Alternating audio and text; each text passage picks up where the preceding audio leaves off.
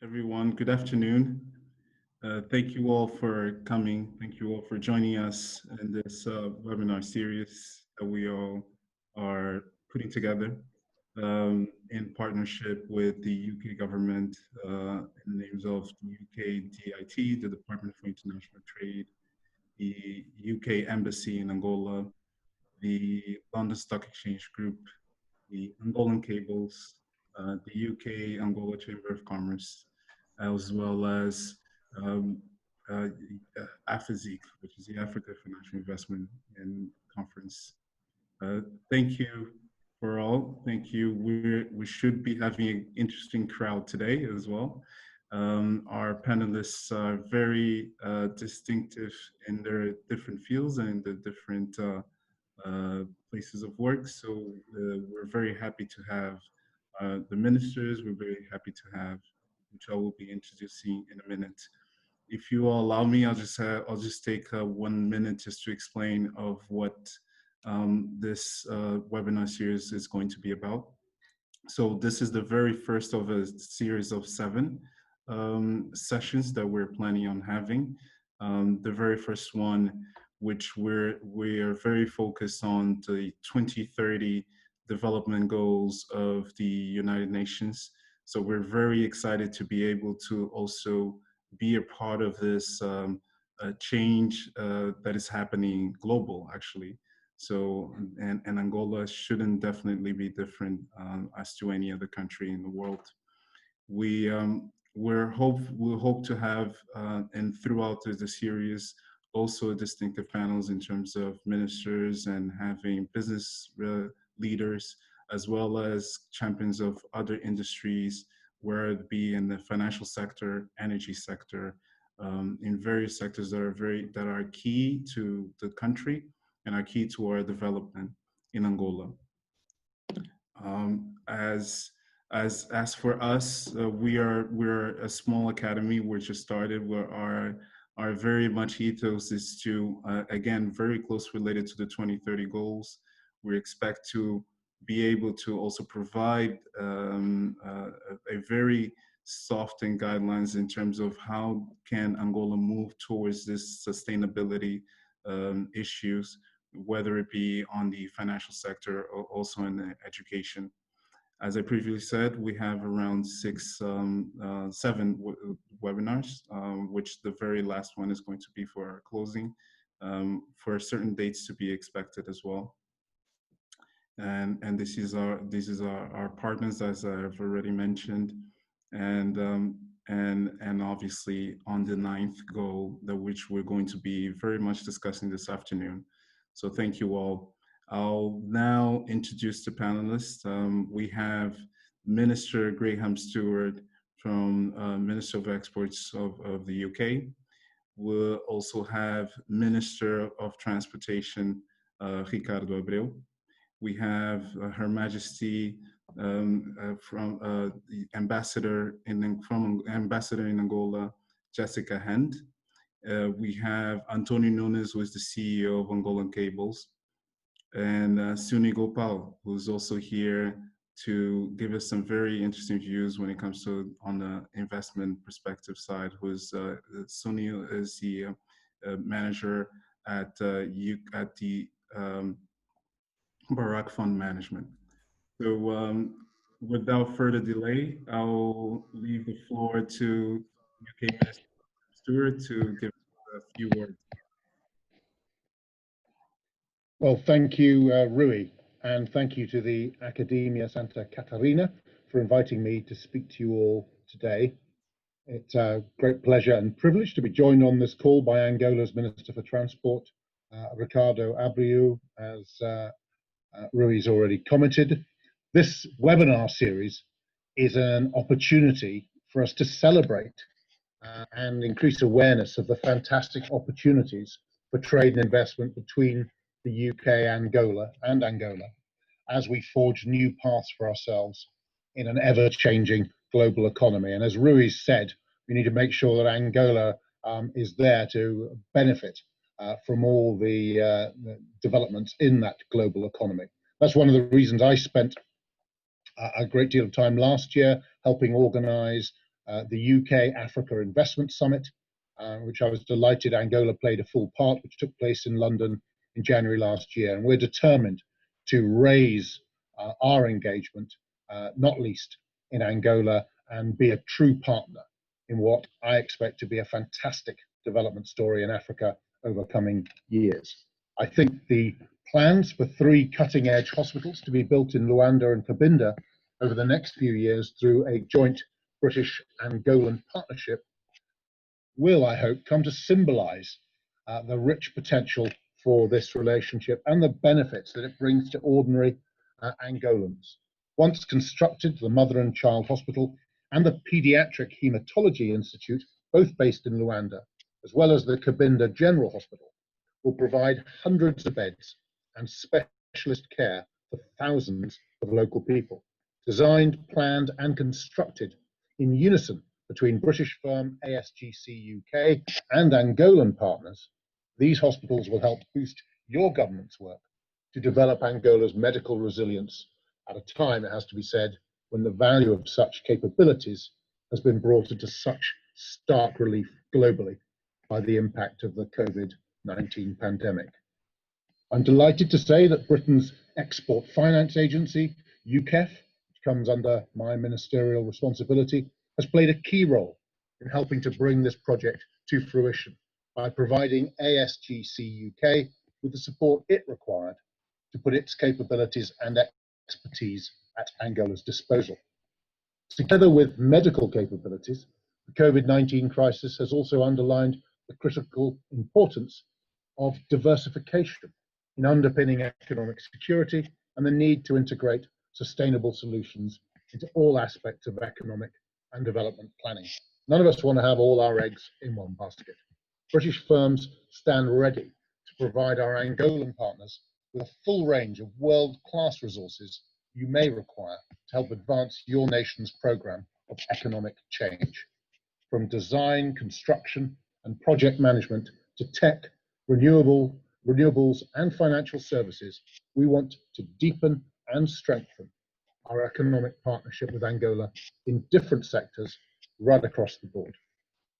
Not least in education. I used to chair the Education Committee in the UK Parliament, and I'm passionate about it, as well as leading work in the UK government on our education exports, where UK providers in education can help support your government's work to develop the knowledge and skills of the Angolan workforce, including through English language teaching. Now, as the UK forges a new path for itself as an independent, truly global trading nation on the world stage, freed from membership of the EU after 40 plus years, we want to build ever closer economic and cultural ties with Angola and other like-minded international friends and partners worldwide, bound together through greater trade and investment.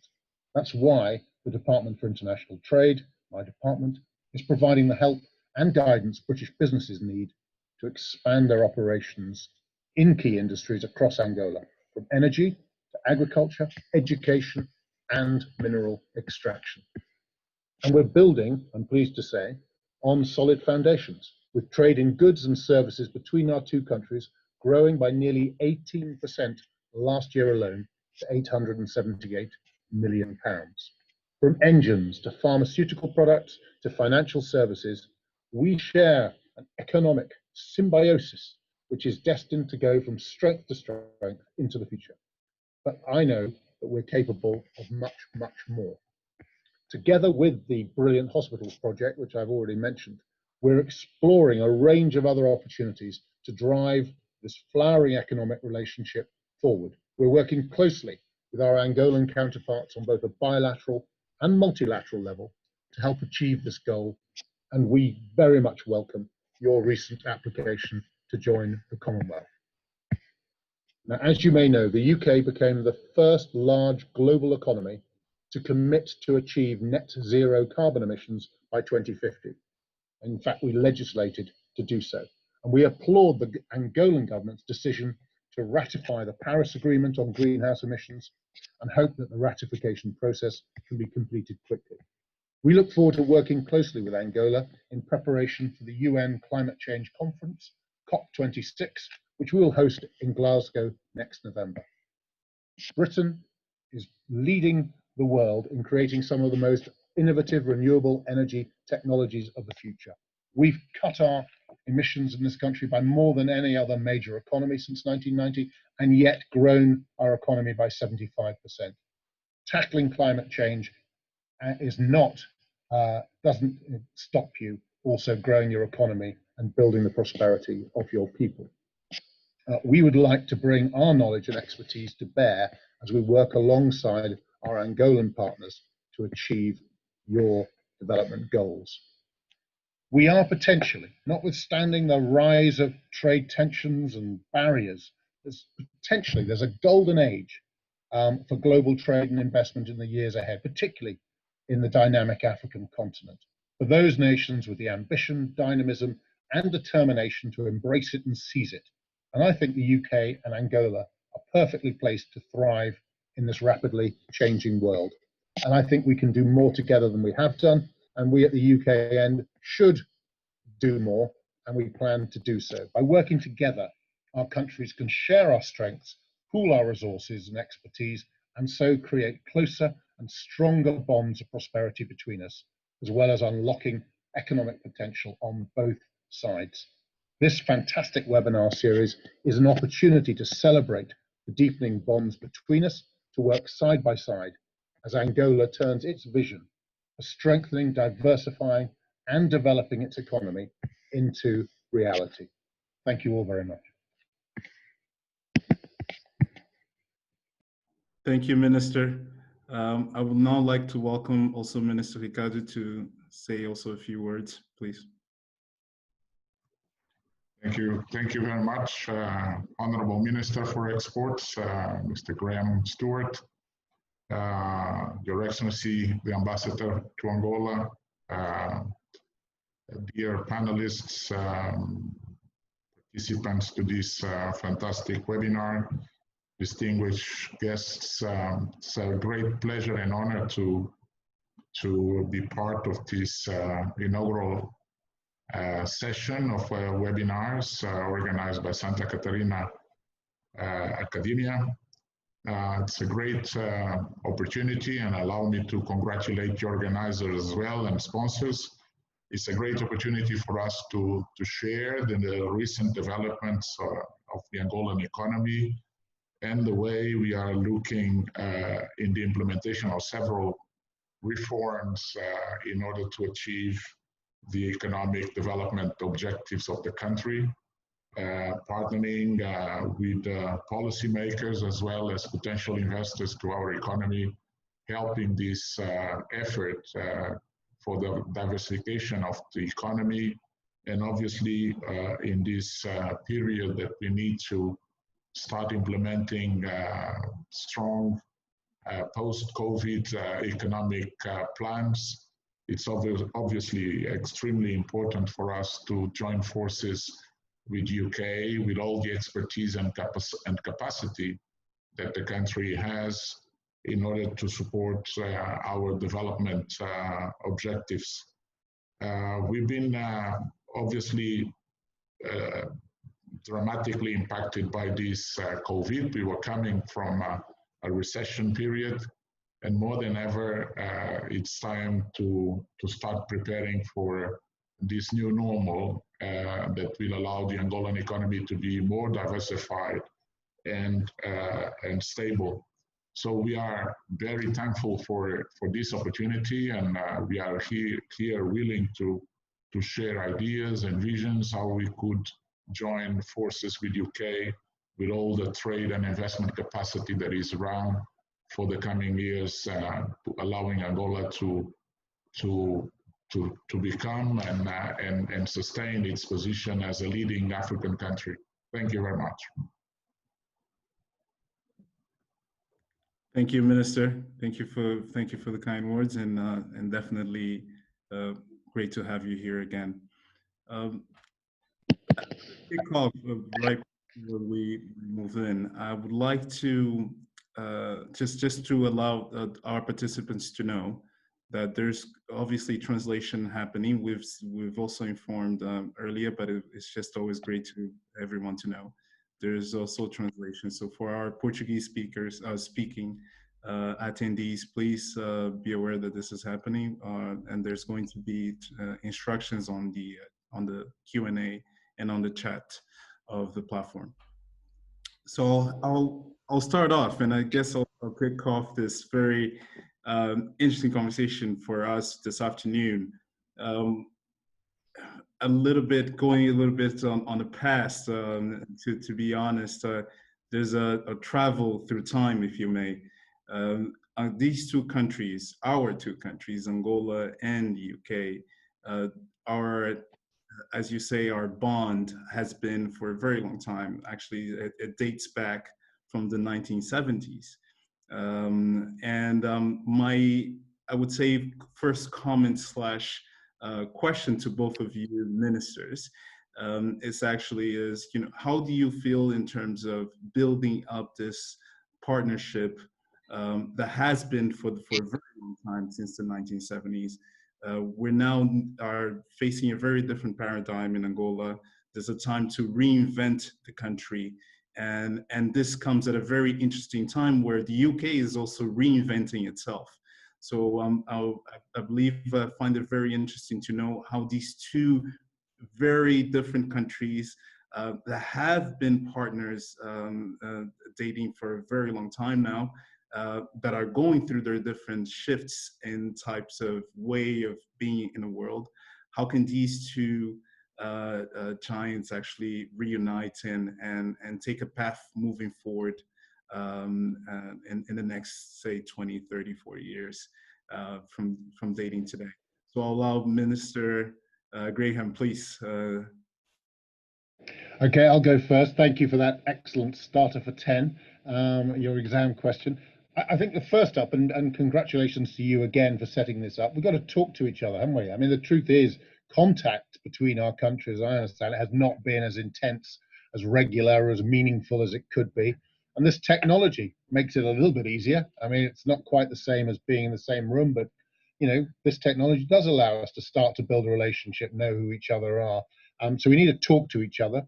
We need to engage, and then by doing that at a political level, we can then find our common goals. I mean, the important thing is to understand what are the biggest strategic priorities for Angola, and how can we help? I mean, we have been perhaps some would say been a little too inward-looking in Europe, and European market share of global GDP has been falling year by year by year.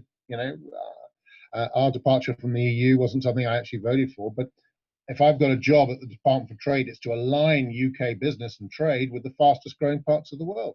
If you're in business and you only supply the incumbents that are growing less slowly than the insurgent newcomers, you are not going to stay as a market leader. You've got to balance your business with the fastest growing parts of the world. We're keen to do that. We see Africa as a continent and Angola as a country, huge potential. So let's use this kind of technology. We can't always jump on an aeroplane, but let's get together. And I think we can, and through Her Majesty's Ambassador, we'd be very keen to have strategic conversations about how we can bring UK capability together with Angolan capability and see how we can make ourselves both more prosperous. We also, I know it's something I often heard at the investment summit is, African countries are looking to move beyond aid. They want to be seen as true economic partners. Well, we have the world's largest financial center in terms of international business. We're the tech leader in Europe, little known. We've got more unicorn tech startups than any other country in Europe, more than France or Germany, more than both of them put together. We have the best education system, arguably in the world, certainly in Europe, according to that. We've got an enormous amount, and instead of just sitting in our own backyard, we want to align UK business with, as I say, global trade opportunities. You want to develop your country. We ought to have a deeper, more frequent strategic conversation about how we can work together in a way that is entirely between equals, both of whom are looking to strengthen their security and their prosperity together. That's the mature conversation we need to have. Perhaps we haven't been there before. We're determined to do it now. that's far too much from me. I apologize for banging on. Over back to you, Rui. No, sir. No, thank you. Actually, now I'll have to jump on to Minister Ricardo to actually answer. You did pose a very interesting question when it comes to what are Angolan strategic goals going forward. And I think Minister Ricardo will be the best person here on the panel to also introduce us a little bit of this topic. Minister Ricardo, the floor is yours, please.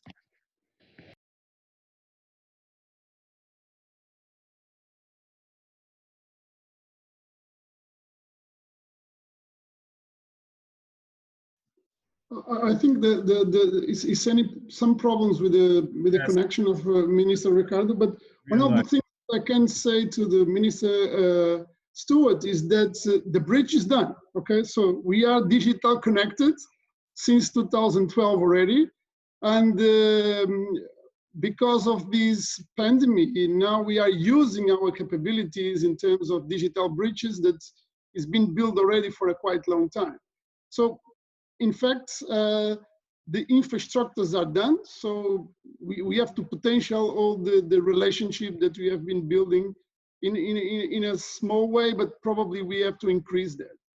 So when the minister was talking about the investments that UK have been done in Angola, one of the things that I would like really to put forward is on digitalization and telecommunications, because in our vision, this is the future.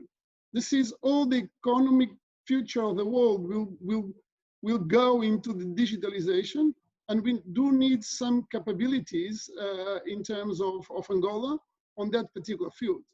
So we will be very keen to have a quite strong relationship on that field, and we are open to talk. Sounds good. It's if you've got the infrastructure, as you say, then an awful lot is unleashing what we have seen, and I know in many parts of Africa. Forgive me for my lack of specific knowledge about your country, but there's so much latent talent, and if the infrastructure is put in place, then it turns out there are digital entrepreneurs all around. But we need to make sure we provide them with the education and the infrastructure, and you put those two things in place, and we could sit back and be amazed how many businesses can be created, value added, and as you say, that's an important transformation of the business. I see the sort of digital piece as being fundamental to every part of society. It's going to make all the difference to the efficiency of our enterprises. It's going to make all the difference to the delivery of good government, of interaction with ordinary people, so they can have more sense of control over their lives. As you say, I'm an enthusiast for that, and it's really making sure that tech is turned into a force for good. And we're always in competition, so you need to get together with others, get the infrastructure, and then unleash the human potential, which is doubtless there and too often is untapped. Her Majesty, Ambassador, I will actually leave the floor to you now. And I'm sorry for putting you on the hot seat for a second, but both ministers and Antonio, they've spoken very intensely when it comes to delivery, this partnership, which can eventually lead us to this sustainable growth in the country. What is your view as the ambassador? You're obviously the key person when it comes to connecting these two countries. What do you see? What have you seen since you've been in the field, and what do you see moving forward? Okay, thank you very much, and that's a big question, and I'm going to try and give you a very short answer, but at least give you some key ideas. I think what I have seen in my time here, and I have been in the country now for 2.5 years, is growing confidence in the relationship between UK and Angola. And I came to Angola at a time when people in the UK were saying to me, Angola, isn't there a war? Isn't there a conflict? Isn't it a dangerous place? And I had to say, no, it isn't. You're way out of touch. The history has progressed a long way. There is now a country of great potential. And I think it's the key message that these webinars can give is to raise awareness of what modern Angola is and has to offer. And I think the Minister Stewart's reference to the Africa Investment Summit at the beginning of this year was crucial. The response that we saw to Angola at that summit was remarkable. The level of engagement and curiosity, I think that the two most popular countries in the room were Angola and Ethiopia. And that really is impressive when you think that there was Kenya, there was South Africa, there was Egypt, but no, the ones that people wanted to find out about were Angola and Ethiopia. I think one of the things that still needs to be overcome is the issue of language. I think there needs to be greater mutual understanding that comes through mastery of language, but also mastery of the specialist business language in the sectors that are under discussion. And I think that is something that can be developed relatively quickly when there is a real will. I think something else, and Minister Stewart alluded to it, is the need for strategic conversations. A lot of this has to come from the top down. We have to make the signals at government level that we want to engage and we are willing to put the political support and backing to it. And that will give business the confidence to do more and explore more and know that they have that top cover if there are problems or areas of unknown, where unknown issues come up, and how can we resolve that? We know we're going to have the government backing. So I think that is crucial. So let me stop there. No, these are excellent insights, Jessica. Thank you, Minister Ricardo. Yes, I was afraid of this to happen, but I'm back. Not a problem. We managed to solve the issue. I think that I lost part of the intervention of Honorable Minister Graham, but anyway, I fully agree. I fully agree with this last message from the ambassador, as well as some of the parts that I listened to from the minister. But indeed, I think that we also, from our side, need to do a bit more to engage with UK. I think that we are still although if we look at our performance in terms of balance of payments, and it looks like Angola has been during the last 10 years a small open economy, but we are still fighting to diversify even our portfolio of partners, international partners. And I think that culture and language play here an extremely important role. I think that we need to do more in translating most of our documents and even our legal production in order to allow countries like UK to look at what we do and how we are doing it, rather than having an opinion and goes around on the social media, and we have a firm information of what is happening. So I believe that, and I read somewhere in the last couple of months that in Japan, companies are being pressured to introduce English language as a business and technical language within the companies in order to allow them to raise their standards in terms of the opportunities around the market. So I think that is something very similar to what we need to do here in Angola, because we need to find natural the English language and being able to communicate with UK counterparts.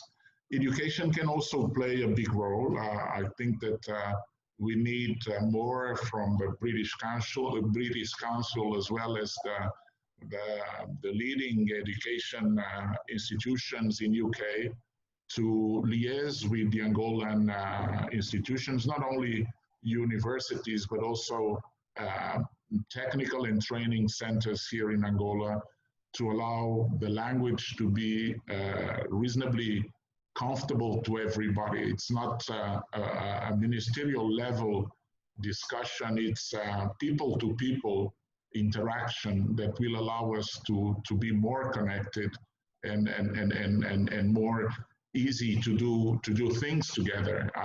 Communication is critical, but if we don't have the tools to communicate, it's going to be very hard for us to move to other levels of our relationship. We may be successful in some parts of the business, but in the overall sense, we will obviously still be will be needing more of a push. And I think that culture, language is critical. And in Angola, we definitely need to take English as a second language, a technical and business language for us, producing documentation in English to actually communicate with the international community and allow our policy measures and everything that we do, even in our business community, to be known in the correct sense of the word.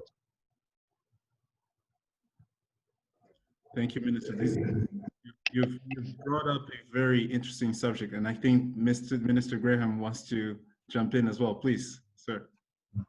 Just to say, I entirely agree, and let's deepen that conversation. I know, as you say, it's not just in Japan, in Morocco, where there's a whole aim to transform teaching of English language, and we've worked together on the opening of English schools and other partnerships.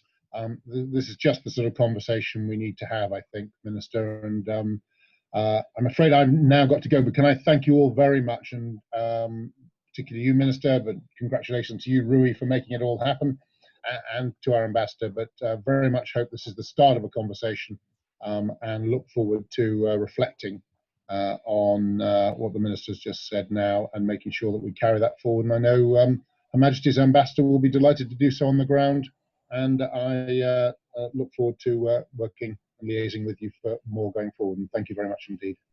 Thank you. Thank you. Thank you. Thank you.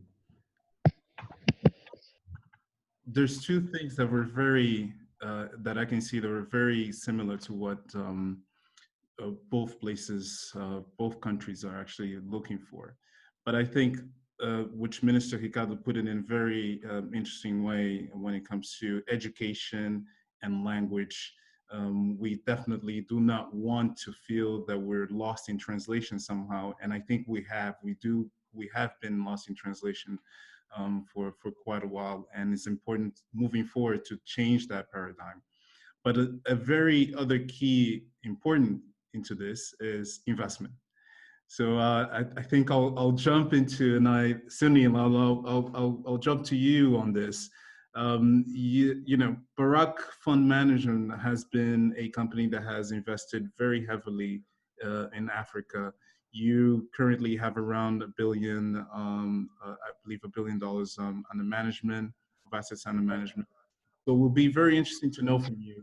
Please tell us a little bit of, most importantly, is what do you see around Africa, and where do you see these differences? You know, if Angola is definitely on the track for you or not, please.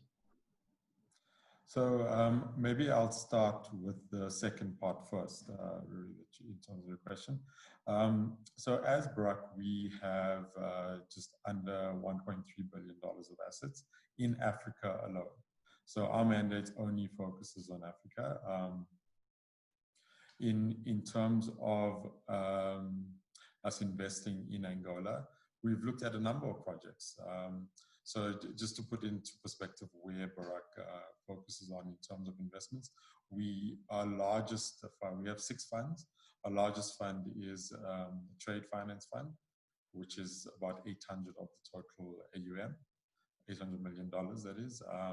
So we look at mostly funding trade finance transactions, which mostly are export transactions from Africa into a lot of the developing markets, which are Europe, Asia, and the US. And we do have some medium to long-term funds, but those are a lot smaller, and those look at more asset-backed financing versus infrastructure. So BRAC doesn't look at infrastructure fundings per se. So coming back to the projects that we looked at in Angola, there were actually quite a few. So if you ask me what would interest us in Angola, it would be the agriculture side, so the exporting of commodities from Africa and from Angola specifically. So we've looked at the iron ore projects, and there are large iron ore deposits in Angola. We've also looked at a lot of agricultural operations. One in particular was an FMCG project that we looked at that was close to Lupito. But the main issue barriers that we found is the availability of FX. So from foreign currency and mainly being USDs. In terms of how Barak invests, we are a dollar-based fund and we provide dollar-based funding. So unfortunately, we're not able to provide local currency funding. So that is has always been one of the main issues. And linked to that is the volatility of the kwanza. So we'd invest in local businesses, and they obviously earn their revenue in local currency, kwanza, and then need to convert to the USD to repay the facilities that we provide. So we are very interested in providing funding, and there has been many opportunities that we found in Angola. They just haven't been able to invest in specifically. And then coming to your the first part of your question in terms of what we've seen across the continent, most of our investments lie in sub-Saharan Africa. And they split between 25 countries on the continent. So you can see it's quite diversified, and in terms of sector and commodities, we have over a portfolio of over 30 different commodities that we invest in. And as I mentioned earlier, it's investing into trade finance transactions that export commodities from the continent into the developing markets. But that's not all we do. We also look at importing onto the continent, but our main mandate requirement is that there has to be an African link. So we are African. Our founders started the business in 2009. We are mostly African. We have an office in Johannesburg, Cape Town, Mauritius, and London. So we're ready to invest into Angola and obviously the continent. There are just some barriers at the moment that we've seen. Thank you, Rui. Thank you, Suni. You've posed very sort of intriguing situations here when it comes to the FX, but this obviously is something that you should definitely you have been seeing across the continent as well, right? There's FX shortages in most of other, especially oil exporting countries.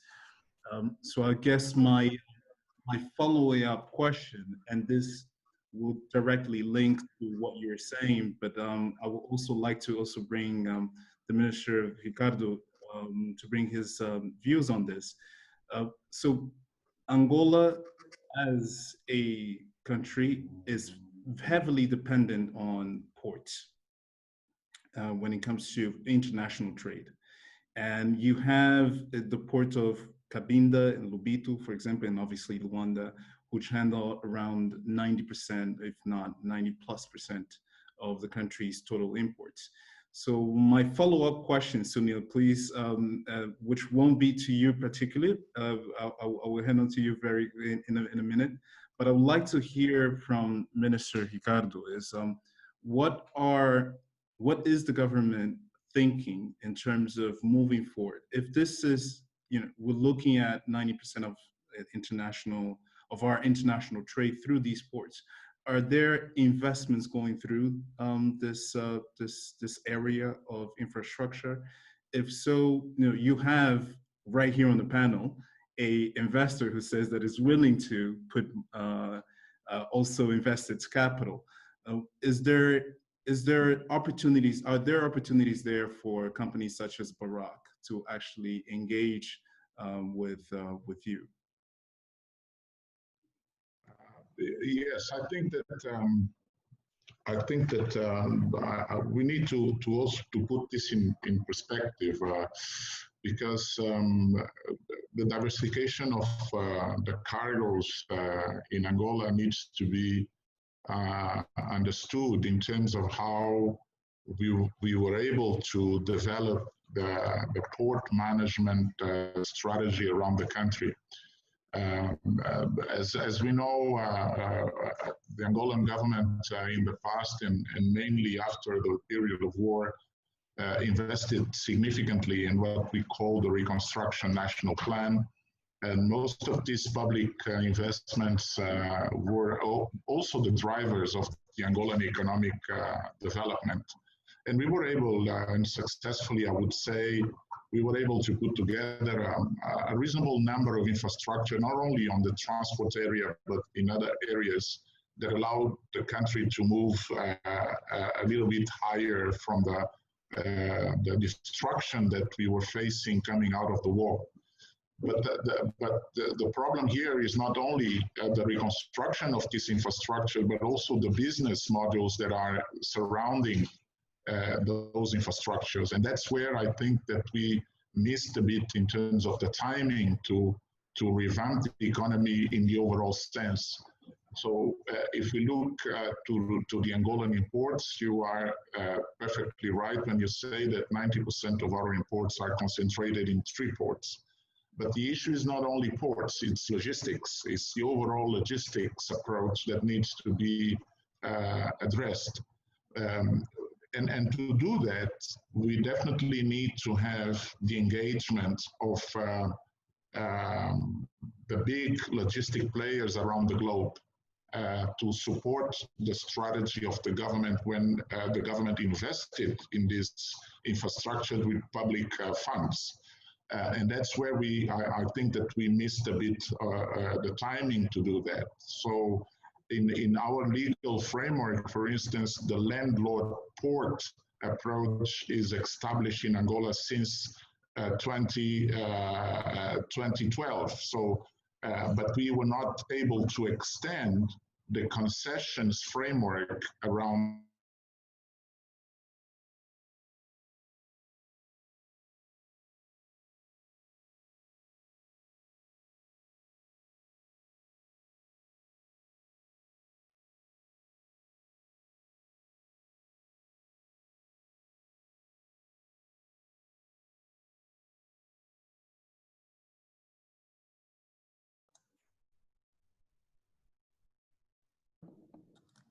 Hello? Sorry, I believe we may have missed ministers. Ricardo, I believe.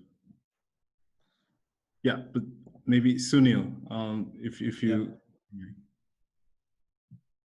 One of the points that Minister Ricardo was presenting to us is the need for funding, the need for financing. The projects are there. So what will make a country like Angola? Because this is the question, right? And you have been in Angola previously. So what I'm wondering is, what is $1 billion fund management? Not putting money in the country. I see the minister's back. Do you want to maybe allow the minister to complete? I'm sorry, but we are facing here challenges. But I don't know where you listen to. But anyway, just to conclude the thinking here is, we not only need to diversify the port's infrastructure capacity, because we have 6 ports in 1,600 kilometers of coast, but still we don't have private operators in all of these ports, and global players actually in all of these ports. The other important element here is that, and because of not having the precise private entities managing the ports, 90% of our imports are for local consumption, meaning that our ports are not being used as a transshipment hubs around the west coast of Africa or even to other parts of the world. So the challenge is not only diversify the operators on the ports terminals, but also allow these terminals and infrastructures to be used as logistic platforms for the maritime transportation. And obviously connecting to the hinterland and our railway capacity allow then these goods to be transferred to the neighboring countries like DRC or Zambia or Namibia or even Congo Brazzaville. So the issue for us is and what we are doing now is exactly focusing and accelerating this process of having the concession framework spread across all our 6 ports. Some of the ports are already ready and fit to start operations with a different type of management capacity and even investment capacity to improve the productivity of these ports and the interconnectivity of these ports. So the idea here is not only start the concessioning process, but being able to establish an intermodal type of framework with our railway network. And that's something that we are also complementing in our investment in the transportation master plan that we will be approving during this month of September. I will stop here and allow the discussion to flow. Thank you. No, thank you, Minister. Sunil. So you put me in a difficult position. Yes. So, I mean, as you know, as I mentioned earlier, we have found a few projects that we have been interested in historically in Angola. For us, the main issue has been the volatility of the local currency. And as you know, as an investment manager, there's various processes that we have to go through in terms of making an investment and investing in a specific corporate or SME. Our focus is SMEs on the continent. So we do look at developing those smaller businesses and even ultimately which will help in growing the economies on the continent, the individual economies. So in terms of investing into Angola, we're ready to invest. That's not an issue.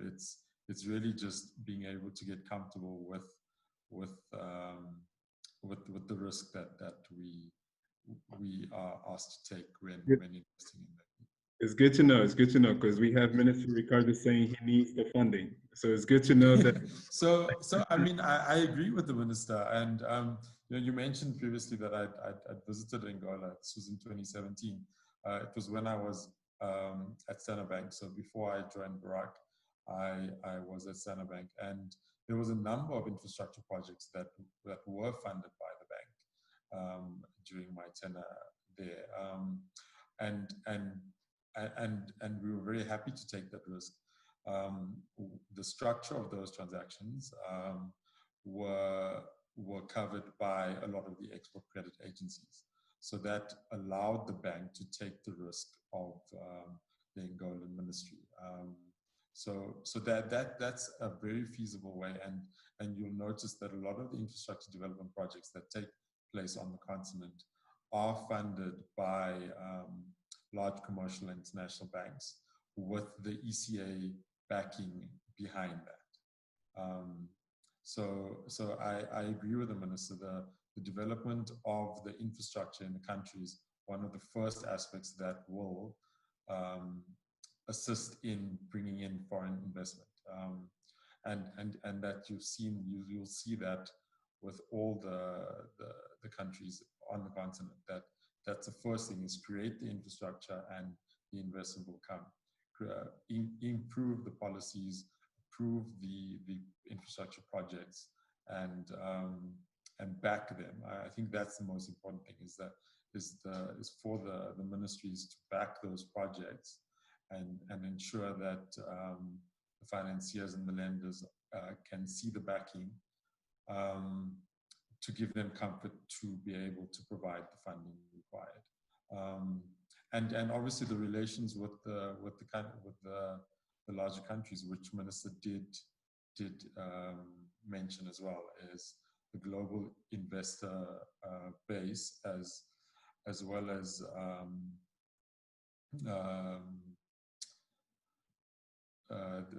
for the infrastructure projects.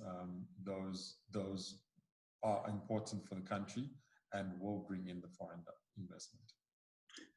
Thank you, Sunil.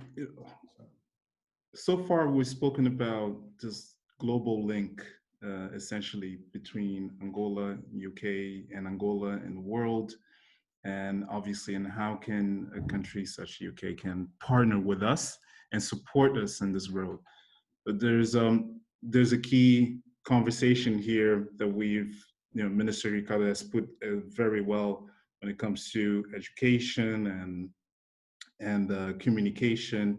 So, and Sunil, you've also mentioned, obviously on the part of the investment, how that is very important, a very important key here. But there's a very third element that I want to bring Nunes' perspective on this, Antonio Nunes, please, which is, this link, this global link, if we may, needs a very solid, supportive technology development in the country. So I guess my question to you, Antonio, would be, what are the challenges that you at Angola Cables face today as to be able to also provide that support? Because you're very big when it comes to and I'll obviously let you also put this into perspective, and partner with international firms, with the big project that you're doing with Google. So I guess the very large scheme of question to you would be, what is the challenge? What do you see as a challenge here to Angola to actually be this big country that we're all trying to imagine here? Rui, thank you very much for putting me in the conversation. I was feeling like forgotten here a little bit. But okay, let me give you my perspective. I think we are now today playing in the international playgrounds. Okay, and the biggest challenge for us as a company that have Angola in its own brain, okay, is credibility. Okay, so for the international players to engage with us is necessary to have a very long relationship building process in order to create the credibility enough for these players to engage with us. Okay, because we sell on the long run period, so we don't sell in a short period of time. Our core business are something that we sell for 10 years, 15 years, and to do so, because this is the guys that make really the big difference in terms of purchasing, to do so and to engage with these players, you have to build credibility with them. Okay, so we develop a very innovative infrastructure, which is the submarine cable crossing the South Atlantic, which is the first one. Okay, and in order to be able to start making business with that infrastructure, is taking us at least 2 years. Okay, why? Because we put that in place, but the infrastructure have to work first, and have to keep working for the people to understand that, okay, we don't only install, but we also are supporting that infrastructure for good, okay? And that takes a little bit time, okay, for a company that are new in the market, and for a country that have all these challenges that we are passing through. So my answer to you is credibility. So in order to make business all over the world, you have to get a good credibility relationship with your partner. Otherwise, they only buy once, okay? And this is not business. This is just a try, okay? Because everywhere people will start to buy a small piece, and if it's good, they'll keep buying and growing up this relationship. And I think coming back to the point of developing stronger business with UK, we do have these, like I said to the minister, we do have these digital bridges already built up, okay? Of course, you have to start, and always we will start small, okay? And when we create this strong relationship, then the things will grow up.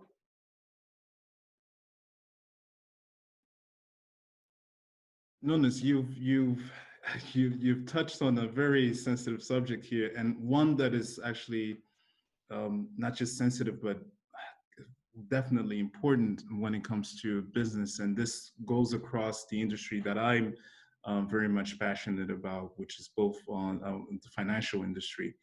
I guess my follow-up question to what you've also explained here, yes, there's a need for that openness in the country when it comes to being able to provide the information that is available, because part of that credibility means information, means you know, me as an investor, as an international investor, and I'll allow students to also jump in eventually on this, but me as an international investor, when I come to Angola, one of the biggest issues that I speak to most of people that I know in the industry, they say there's a lack of available information.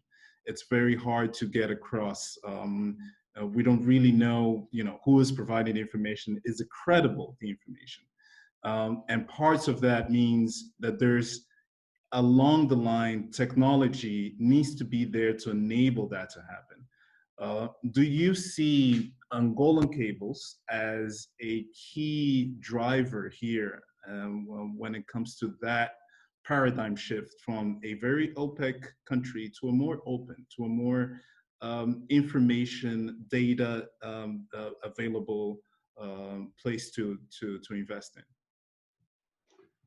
Look, I think credibility, or what you had just explained, is just a part of that, okay? Because credibility is not only information, because today we are, you know, filled of information, and a lot of this information is not even real.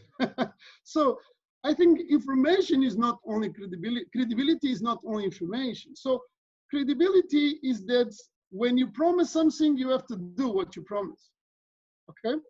So, and as again, even if you don't provide a lot of information, but if what you say is what you do, okay, you start the baby steps of a relationship. And this relationship is growing up, because even if we don't give all the information that you have, you start sharing the necessary information to create that strong relationship, okay? So what Angola Cables can do is really to create these bridges, like I said. So today, for example, if you go and consult the old internet statistics, okay? And you look to Angola Cables' quality of service and what you provide to our customers, you will be astonished. Because if I'm telling you that we have today one of the best internet in Africa, you probably don't believe that, okay? So you have to go to the international statistics and look for yourself. Because if I'm going to tell you that, and this is information that I give to you, you don't believe it, you know? So again, this is a kind of things that you go to build step by step. We do the play of Angola Cables in the new world for Angola is a very important role. Why? Because today we are able to be connected to the major economies of the Atlantic. So UK, for example, we are directly linked with UK. So it means that we don't have to purchase from anybody else the connectivity or this bridge to build a business with UK.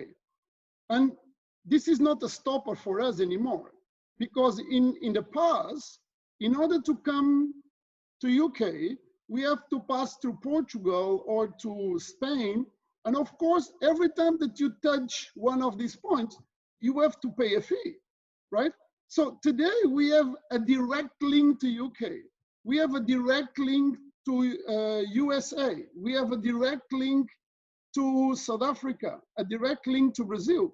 So it means that in terms of capabilities, we are already in the very high standard level. But that alone doesn't bring business at all, right? So you can build a very big highway, but if you don't have the cars, and if you don't have the people, and if you don't have the business to use that particular highway, you know, it's nothing.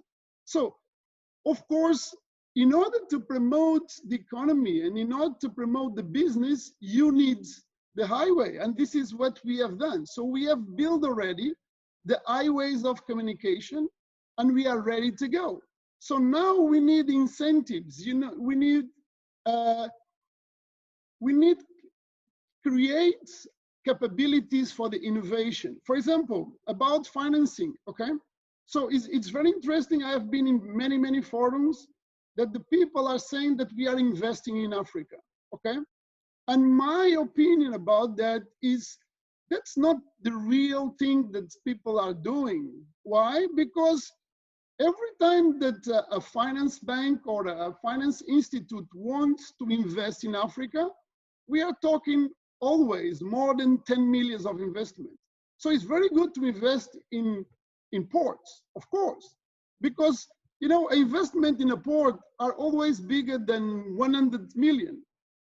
But what we need to do is to have capabilities of financing for innovators, for giving young people the opportunity to start making small business, because that small business will support the economies, the African economies, to starting to roll up. I'm not saying that big projects are not important. Of course, they are very, very important. But in order to create the potential of Africa to start up its own capabilities, we need specific financing for small business opportunities and innovators. We have a lot of young guys that are really very, very innovative in Angola, but they don't have money to start, and they don't need millions, you know? Some of them with, I don't know, 10,000 US, they will make a huge thing, you know? Yes, thank you, Nuz. I'm part of that youth, so I'm part of that age group that you just mentioned.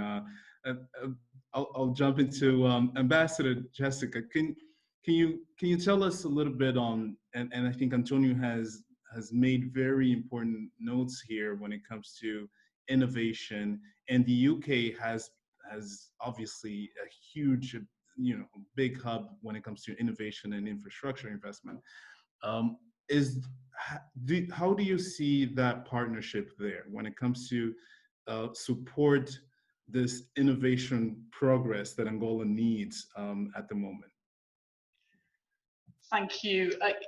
I think before I start on that, one thing that Antonio touched on that I think is really important, this issue of credibility. I think it speaks to something else. It speaks to reputation. I think when you look at why do people want to go to the UK, it's because we have a reputation for quality, for transparency, for efficiency. Those are the things that investors look for. I think having a reputation for talent is also important. It's something that, as you say, is now becoming known for the UK. We are a tech hub. We have a lot of tech innovators. Very few people even now realize that the UK is actually the biggest global center games development for online gaming. So those are the sorts of niche capabilities that I see Angola being capable of developing for itself. What I see is a very young, very dynamic population, a lot of young people like yourself and a number of others with a great drive to make something happen. I think that is really important. But I do think, and Antonio's comment is right, it's the funding, it's the angel funding, it's Angola persuading its banks to give more small loans and to take a little bit more risk. And that's, I know that is a very difficult thing to say in the current economic climate, and when the country is trying to balance its books and tackle its debt and put itself back onto an even footing. But a little bit more risk to support the young entrepreneurs, I think, would be crucial. And I think the last thing is, and maybe this is something that we need to talk more about between the UK and Angola, is support, education, and sharing of knowledge and skills. How do you give the capacity to these young people to know how to start a business? Where are the coaches? Where are the mentors who take them through the process, who talk to them daily, weekly, and say, where are you at? What else do you need? How about trying this? That support and that mentorship is absolutely crucial. And I think that's something we should definitely look at increasing. Thank you, Ambassador. Minister Ricardo, is there a place there where your ministry, for example, that you're in charge of, that can support what Ambassador has just mentioned, to support this ecosystem of, and obviously with what Antonio has also mentioned, ecosystem of innovation, of supporting the young population and supporting businesses to start up a business and really move forward? Is there a space that you also see? Oh yes, yes indeed. Fully agree with the two interventions from Antonio and from the ambassador. Well, I think that credibility and reputation are perfectly connected, and I think that it is important to say that during the last couple or 3 years, we've been, in terms of the government overall, been trying to turn around our credibility and reputation. I'm not talking about only in regards to the business community, but the overall country credibility and reputation internationally, which is extremely important for the rest. Actually, is the bottom line or the basis for allowing companies to interact with the global community and having the acceptance from the international world. So there has been changes, important changes in the governance, in the transparency, in the rule of law, and accountability, and also bringing here the opportunity to introduce the best practices around in terms of the overall public finance management, or even the corporate governance type of approaches. And I think that we need to raise the level, not only from the government, but also from our firms and businesses, to actually be able to show that we are fully committed to these principles. And then there's an issue, and when I refer to the problem of having the investment in the infrastructure, we need also to be able to put together the business models to maximize the investments in these assets. I think that, and Antonio correctly mentioned, that we have invested significantly in this Angola Cables scenario, or even in the transportation business. But how can we establish a model that can actually allow the maximization of this in terms of return on assets, allowing these investments also to transfer the benefit to the local communities or even to the young people, because if we are able to maximize those investments, we are able to transfer wealth and also opportunities for these young people. And that's what we are also doing here at the transport sector. We are allowing and establishing the framework to allow these international partners to contribute for the maximization of these assets and create this virtual cycle of transferring wealth and opportunities for the young people. I agree that we need funding from the local banks. I agree that also we need to have the banks with a bit more knowledge about the risks, the economic risks of the overall industries in Angola, which I think that we need to work a bit more. I think that the local banks lack a bit of knowledge in terms of risk management of the local business and the opportunities underlying these possibilities coming from small businesses and young entrepreneurs. When we see incubators being pushed forward by the sole strength and capacity of young people without any support, we understand that it looks like nobody is looking at them and saying, okay, let's use this because you're already committed. So I think that we definitely need to have our financial institutions voluntarily looking at these incubators or even being drivers of incubators to allow the understanding of the risks around the economy and the promotion of these opportunities for young people. Because one of the challenges that Angola will face and most of the African countries in a very near future is definitely the demographic challenge. And if we don't have a response to this challenge, if we don't have the capacity to generate employment for this young generation, we will have we will not have a challenge. We will have a problem, and a big one. And we need to definitely look at that as an opportunity. One last word on the investment versus financing, because we need to. And I mentioned in the beginning of this session that Angola in the last 10 years was pretty much involved in public financing the infrastructure projects that we put together in the country. And mostly of the Angolan debt burden today is related to these investments or related to these financing packages that were promoting the public investment program.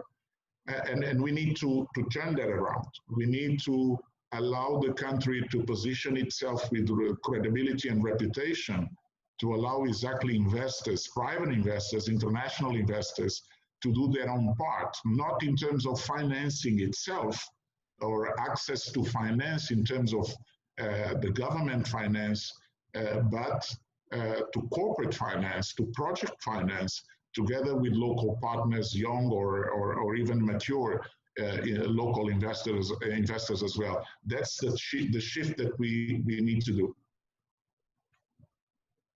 Thank you, Minister.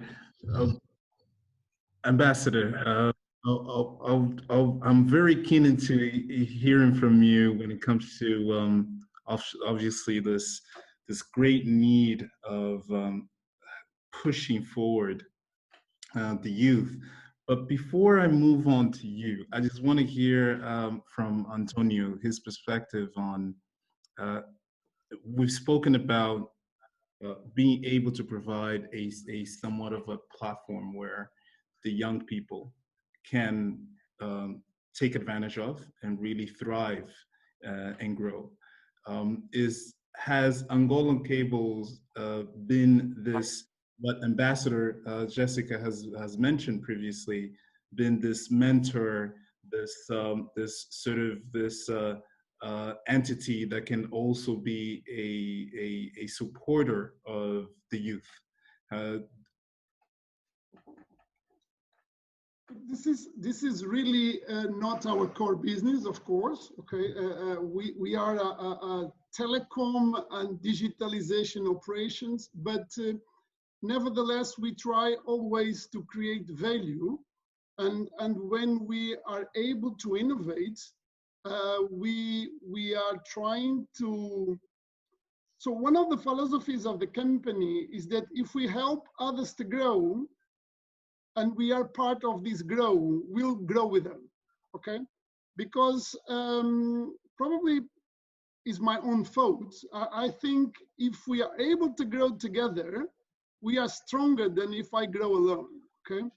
So, and I think here, for the things that we just been talking, I think it's a very good opportunity because, as Ambassador has mentioned before, UK have a lot of knowledge about these angels opportunities. And this is really one of the things that we need in Angola. So probably it's a good kind of platform that we can be developing together. I mean, Angola and UK, with the knowledge of the partners in UK, we could put together a platform that could help innovators and startups to grow up in terms of financing, in terms of organization. And of course, Angola Cables could be a platform of support because we have the connectivity, we have the digital connection for that. So it means, as Minister was saying before, we don't have to travel so much to be in touch, okay? So one of the things that we are promoting is this connectivity, okay, between ourselves, even from home. Now I'm working now from home, you know, so because of all those pandemics, I'm at home for many months, and I'm still in touch with the world. So this is a kind of capabilities that companies like Angola Cables are bringing into the market, because the young innovators, if they have a connection, if they have a cell phone, they even can promote business by his own cell phone. One of the things that we have been already doing is webinars with the agriculture producers, okay?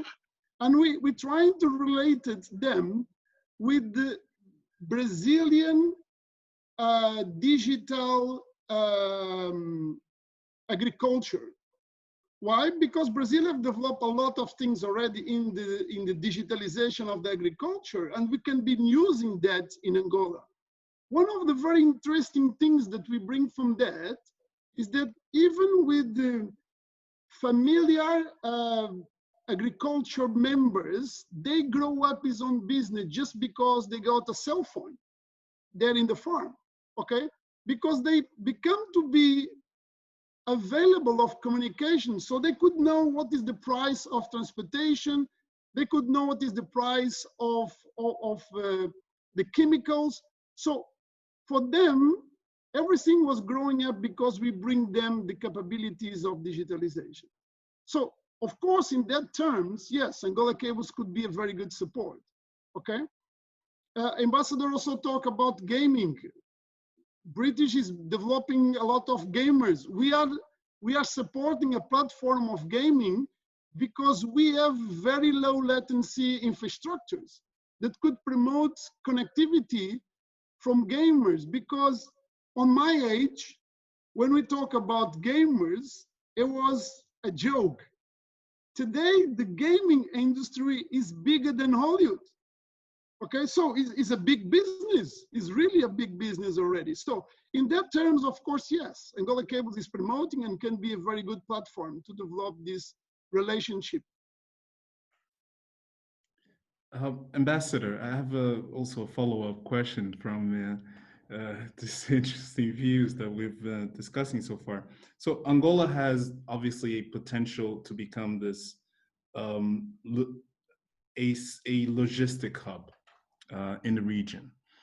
And I guess my question for you, Ambassador, would be, how can the UK participate in that transformation?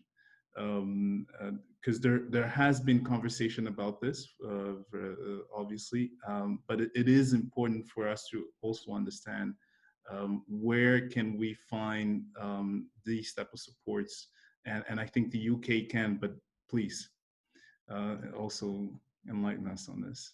Yeah, that's a good question, and again, a very specific area. I think one of the things that is needed here is greater clarity and understanding of logistics for what, because there is a great difference between moving post and mail than moving heavy machinery.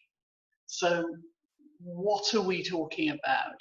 What industries? Moving, what is the range? Are you looking global? Are you looking, as the minister said, Pan-African? Because you talk different capabilities, and that means you need different partners. But I think there is something important here about being clear about the requirements and then being able to build from that. And I personally am a great one about doing research and understanding one another. I mean, when you in diplomacy, when you negotiate a treaty, you start from the definitions, so that everybody understands what you're talking about. And I think that is particularly important in an area like this, because logistics is such a broad term. Where do you want to start? What is it that is most important? And let's take it from there. Minister Ricardo, do you want to intervene on that?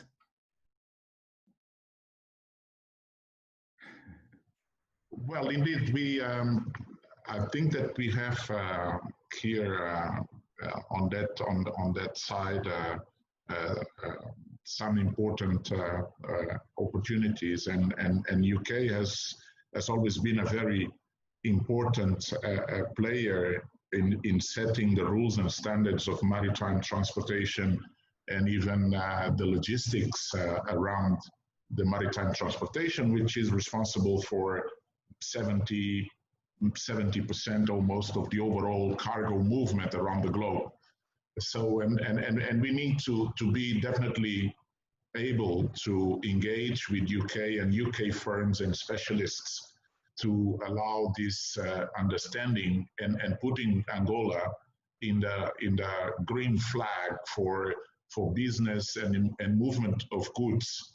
I fully agree that big parcels are treated differently from the normal mail, but still those are the ones that make sense for this type of infrastructure that we are talking about and the partnerships that we are talking about.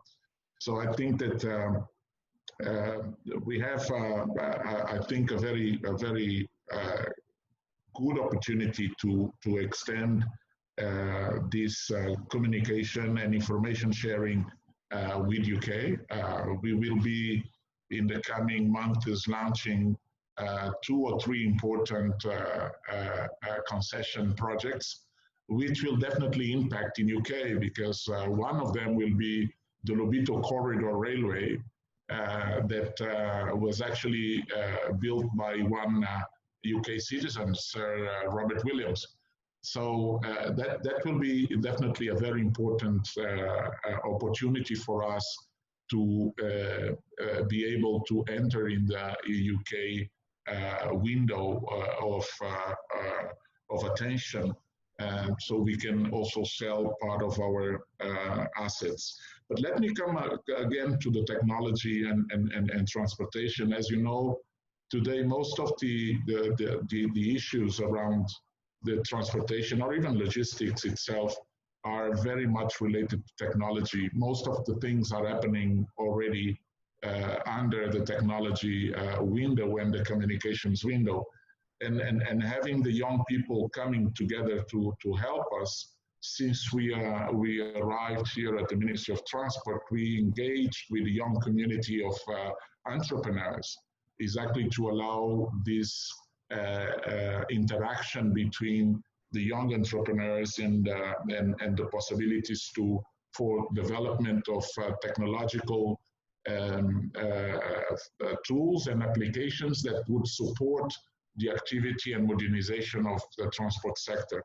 And we established what we call the Technology, Information and Communication School or group, or working group, which actually connects all the chief information officers of all of the transportation companies, the public companies, and even the Ministry of Transports, where they think and connect with the overall younger community of developers that are in the country. And one of the projects that we are talking about in this working group is the ticketing project for the public transportation, which is a very important project for us, and is being worked with a very young group of people that are supporting the strategy. Another important platform that we are putting together is the single window for logistics, meaning that in Angola, you will be able to track any goods that are traveling or even in a warehouse across the country. And that is also something that is being worked with a very young community of tech guys. And the last one, but very important, is during these COVID times, is the registration platform for entering the country as soon as we open for travel in a couple of days now, because we will start international flights by Monday.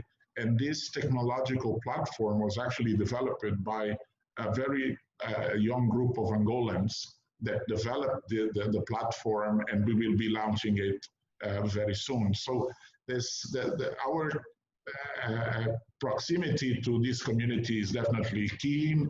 It's key, and being able to attend to this webinar with Angola Cables, it will help us to also allow Angola Cables to maximize their capacity as well.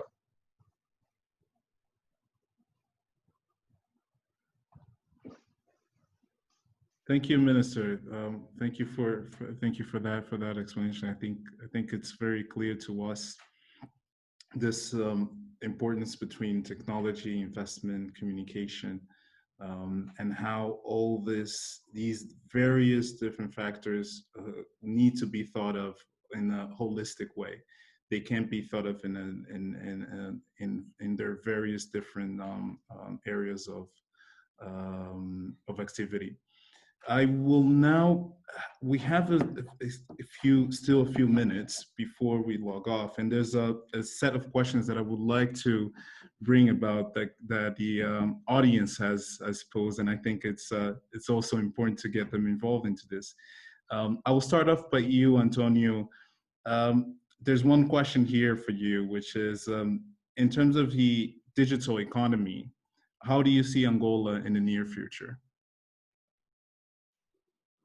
I see Angola with like all young African countries that have a huge opportunity about digitalization, because we have a very young population and we are a very creative population.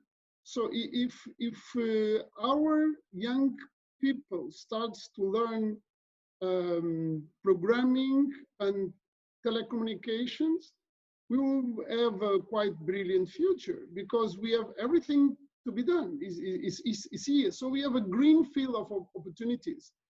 So most of the infrastructures are already built in Angola. So all the major cities in Angola have 4G already installed, okay? We have the connections to the world done. So what we need really now is starting using heavily the capabilities that we have. The question here is always the market, because this is the market rule. The point is, if we don't have demand, we don't have investment, because the demands are the one that paying the investments, okay? So we have to create, and this is one of the roles of the government, is to create capabilities of facilitate the consumption of data, okay? Of course, for that to happen, we have to have lower prices, okay? Because this is a direct equation. So if we have lower prices, we have bigger consumption. The point is some of the infrastructures have to be paid and some of the costs have to be paid. And if we have to do everything at the same time, it's not possible to support all of that. So this is one of the things. So if we start promoting the usage of data, okay, so that infrastructures or the companies that are investing have the way to pay back the infrastructures that they are building, and then the business will grow small, but it will start growing up. I mean, we have a great opportunity because we have everything to be done. Thank you, Antonio. Ambassador, there's a few questions here for you, but I think there's one in particular that I find very interesting, which is how UK and Angola could joint efforts for regionally integrated Angolan industrialization in the frame of the Open Trade African Market Initiative. Wow. I think that's for the future. I think what we need to do is facilitate, I mean, as the UK, I think the start could be to facilitate a greater dialogue between Angola and some of its neighbours in the region about these issues. I know that dialogue is happening in different fora, in SADC, in the newly created Africa Free Trade Zone. I think we need to understand what the opportunities are within that space. But I think also that the UK can bring to bear some of its own experience and expertise in establishing this sort of relationship. And it's interesting, as the Minister said at the very beginning in his comments, the UK is also in this period of developing a new set of relationships. So there's something that's potentially mutually beneficial in this. Not only is Angola going to develop its connectivity within the region, but hopefully the UK can do so alongside it. And then we have a perfect partnership. Thank you, Ambassador. I think that was a very clear answer to a very complex question, I would say. Now I'll head over to you, Minister Ricardo. There's a question to you as well from the audience, which is, how can we quantify the impact from the lack of some clear legislation that could improve the partnership between both countries, Angola and the United Kingdom, on the development of a better market environment?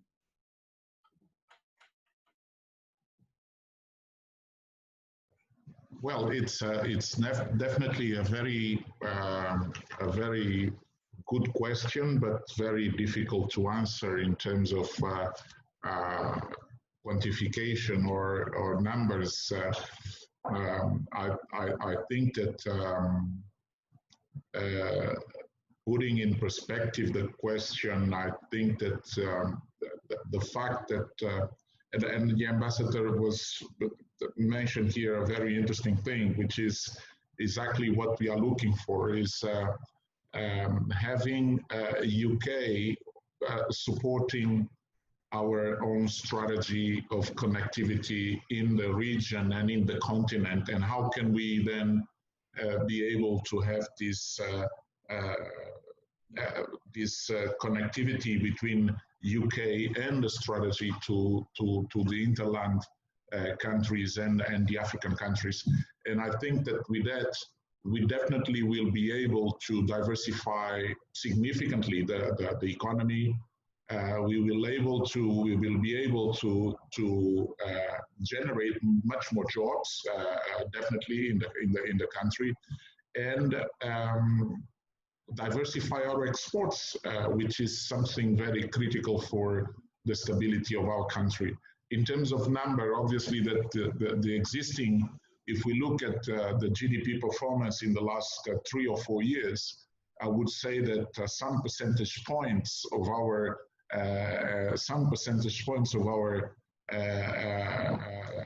depression are definitely related to that. I would put it in that way. Yes, that's a very fair point.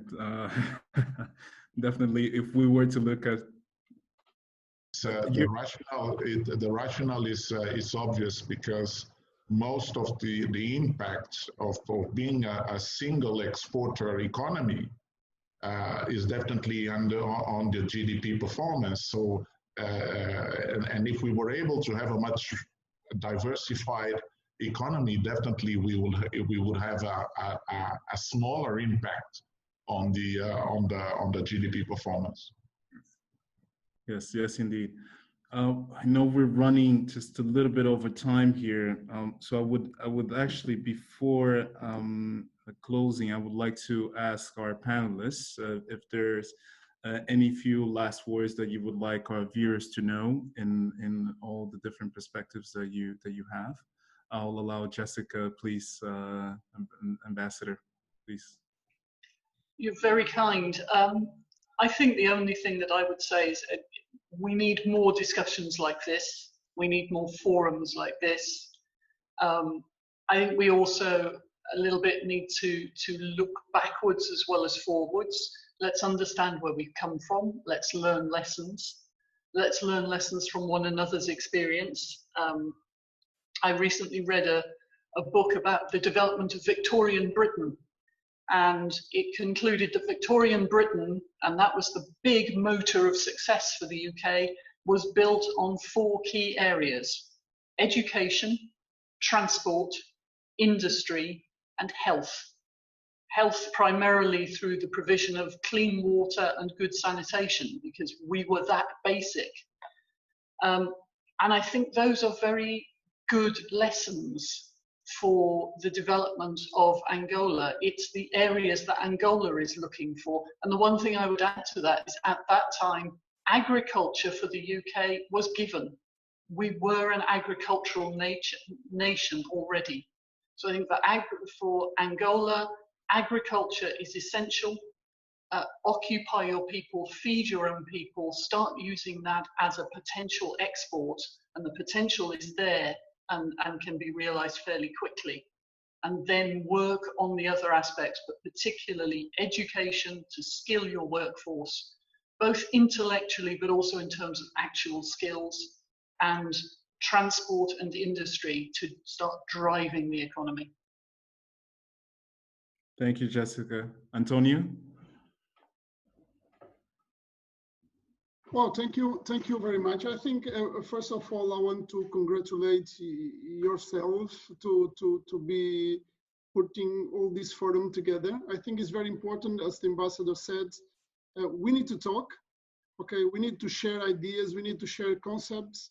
We have to be seeing forwards, okay, and to give hope to the new generation, because we are a very grateful country. So we have all the potentials to be a really star in a sub-Saharan region, and we have to use that in a proper way. So learning from UK could be a very interesting opportunity. Thank you. Thank you, Antonio. Minister, Thank you, and let me join the ambassador and Antonio for the words for the organization of this webinar. I think that indeed we need to do this more often. I believe that communication is key, but I would place a very important stick on the education side and our language barrier that needs to be taken out. I think that we need to start preparing a very long bridge from Luanda to London, so we can be able to interact more and more freely. But I think that we need to start building bridges anyway in the different areas of our relationship.